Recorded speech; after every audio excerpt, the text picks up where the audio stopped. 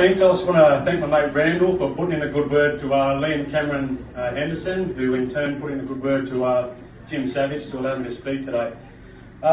When Jim was first speaking, he was speaking about the veterans, and I'm a veteran. I did 11 years in the Australian Army. I did 2 tours in Iraq and East Timor. Do you think I'm not pissed about what's going on in our country right now? As some of you know, I'm also one of the leaders and organisers of the Reclaim Australia rallies. I've got a memory jogger here. I'm a little bit nervous, you'll have to bear with me. When I regret a little bit, I procrastinated when the candidacies went out for Fraser Anning's party. But I think one of the biggest problems with the Conservatives is we don't stick together. I saw the media had picked their next target. So I figured, I'm going to put my hand up and back this guy up. And I'm glad to see there's a hell of a lot of other people here that are doing the same thing. I'm not going to go on too long about the problems with Islam, because you wouldn't be here if you didn't already know that. There's been 34,000 Islamic terrorist atrocities worldwide since 9/11. You think there's not a problem there? Since there's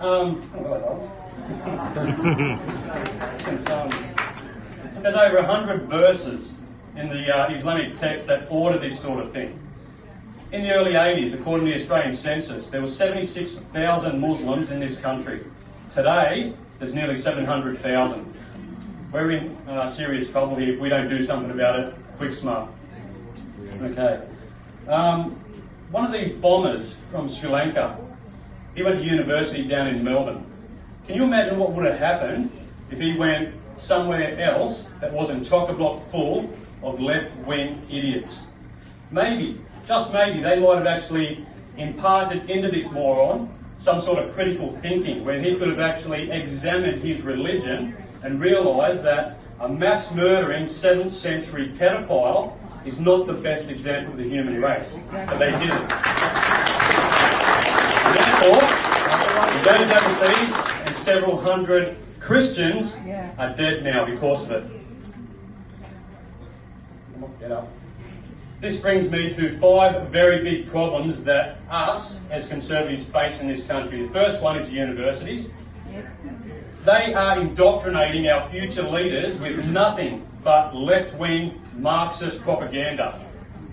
I don't know what to do about that, but this is a good start. Next one is the media. Do I really need to harp on about the problems that we've got with the left-wing media in this country? Look what Koshy and Hinch did to Pauline Hanson not so long ago. Absolutely hammered her, and I think it actually backfired on them. I mean, I want to talk about Darren Hinch actually. I take my hat off to that bloke because he's willing to do jail time for standing up against child molesters. But on the other hand, he's actually standing in support of the most famous frickin' pedophile the world has ever known, Muhammad. Anyone who criticises Islam, according to him, is a racist. The bloke's a moron.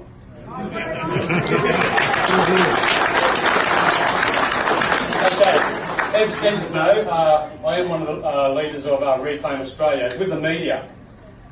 When the very first rally happened, we had roughly 12,000 to 15,000 people all around the country show up to our rallies. Down in Melbourne, about 10 neo-Nazi dickheads decided to show up. Excuse the language. Who do you think the media paid 100% of their attention to? Them. It wasn't the blacks, it wasn't the Jewish people, it wasn't the people from all different walks of life that have come to make this country their home. No. They wanted to paint a picture, and they actually done a pretty good job too, the bastards. I said to Fraser Anning before, I watched the press interview that he did yesterday, and the media just kept on asking the same question over and over and over again.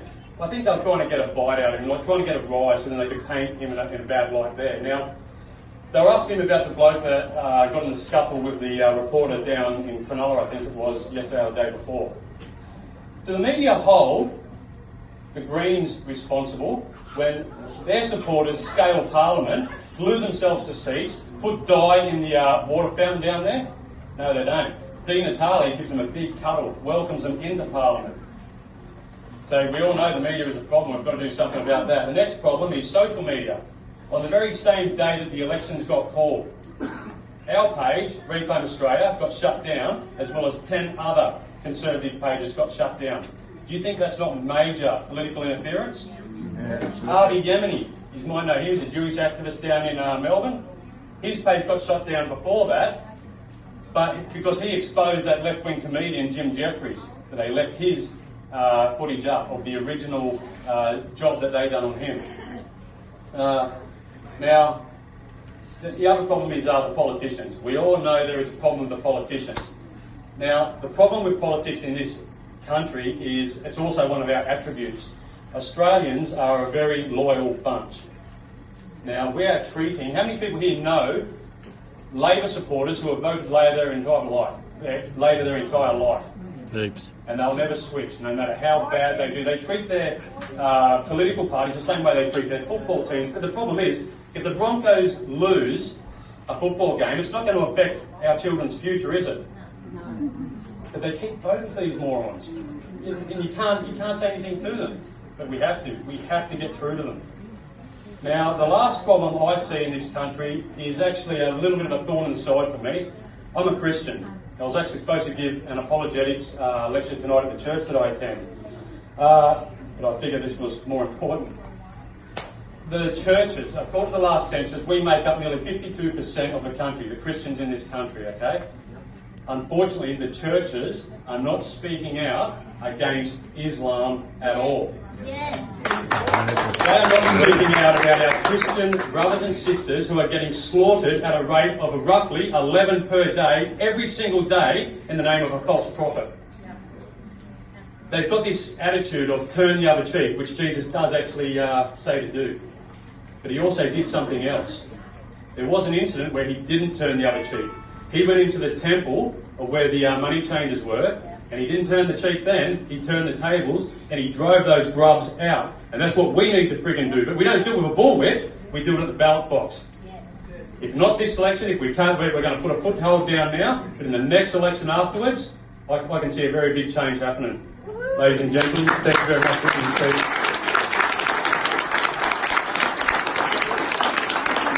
I was talking to Scott earlier this afternoon, and he said he was a bit reluctant to mention he was a veteran because he thought, maybe I shouldn't be saying that. And I said, you've got to be joking. There's people here, they're proud of you being a veteran. Don't be ashamed of it.